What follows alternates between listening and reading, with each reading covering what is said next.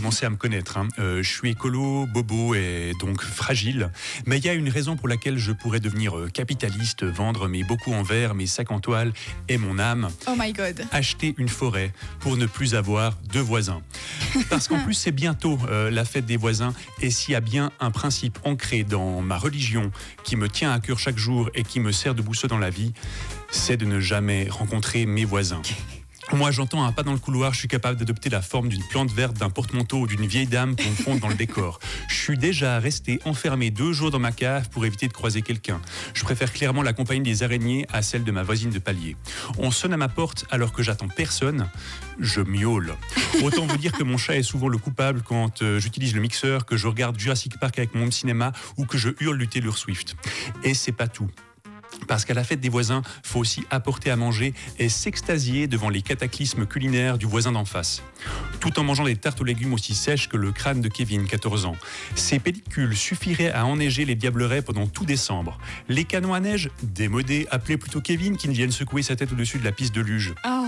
Et cette tarte, José, vraiment intéressante, hein. Cette texture mi-litière pour chat, mi-gant de jardin oubliée dans le compost. C'est quoi l'ingrédient secret?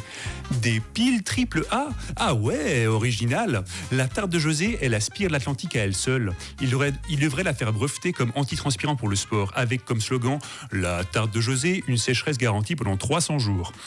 Et à la fête des voisins, en plus, faut leur parler aux gens, parce que c'est tout fait qu'un taboulé aux épluchures de sacs taxés, arrosé d'un rosé fribourgeois, c'est déjà pas facile, et il faut encore faire la conversation. Parler de la météo, de ton chien, ou de l'impact du glyphosate sur le développement des mélanomes bénins de type 2. C'est pas évident pour moi, principalement parce que j'ai pas de chien.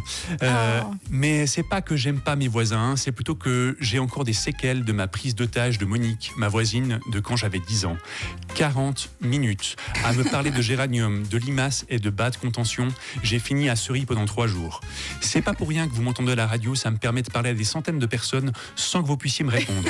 Sauf si vous écrivez un WhatsApp à rouge pour dire à quel point vous appréciez mes chroniques.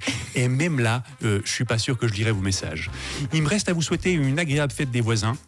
Sauf si vous êtes un des miens. Là, je préfère qu'on annule, parce que si tu as plus de chances de revenir avec une intoxication alimentaire qu'un bon souvenir, j'appelle pas ça une fête, mais un kebab à Annemasse. Et surtout, je préfère annuler pour garder un peu de salive pour une prochaine chronique. Bonne journée. Et c'était Sacha.